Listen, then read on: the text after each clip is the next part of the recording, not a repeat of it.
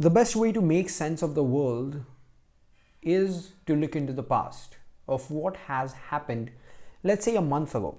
So let's do that exact thing by looking at the Indian Express on 4th of January 2020, which covers the news on the 3rd of January.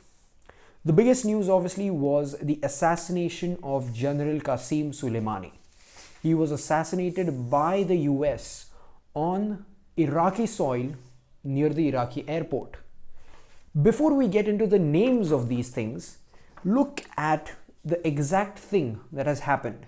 The leader of country A ordered the assassination of a leader of country B on the soil of country C.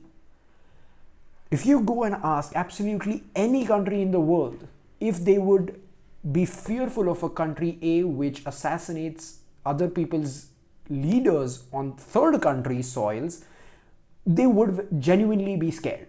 This sets a very dangerous precedent, and perhaps this is the reason that George Bush and Barack Obama had thought a lot and perhaps not taken this exact decision. Indeed, if you look at the way in which President Donald Trump made the decision to assassinate Qassem Soleimani, it's a very interesting way, something very unique, and perhaps a method not followed by other leaders. But Qassem Soleimani's assassination presented the Iranian leadership with something that it did not have or has lacked in the past few years: support of the Iranian public.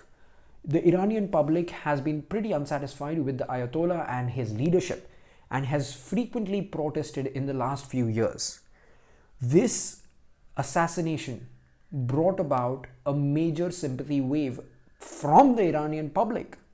This is also something that gave Iran an immense amount of implicit support or implicit caution from a lot of other countries, because all they did was urged non-escalation. They were urging Iran to not escalate at least too much. Now that is a good thing, because unlike Israel, most of the countries were not directly defending or supporting the American action that had just taken place. This is the biggest news, and as we know, Iran really messes this up in the next few days alone.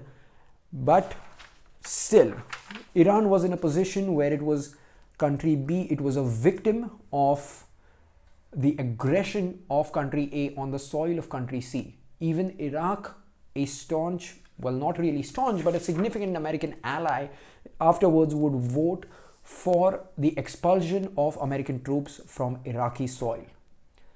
This was something pretty unexpected and one of the most dangerous starts, perhaps, in the geopolitical terms that we've had to years in the last few years. We will be covering this news, obviously, because it is a big thing that has happened, and so I won't get into the depth of all of these things right now.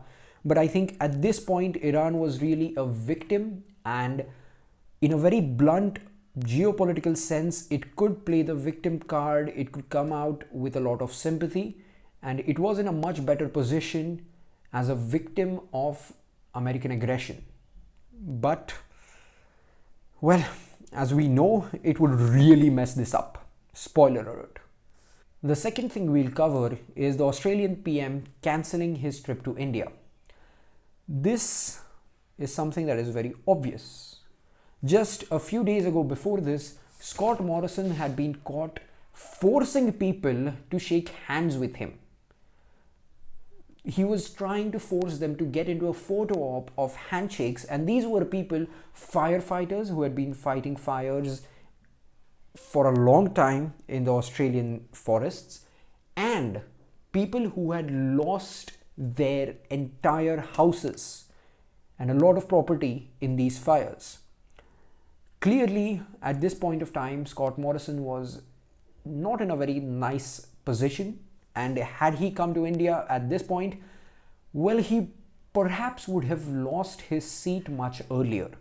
I think whenever Australia has its next elections, the entire national elections, or when his party decides to replace him as Australian parties have done in the last 10 years, that is when we will see this handling, this pretty poor handling, in the opinion of the Australian public especially, this poor handling of the bushfire crisis will surely come back to bite him.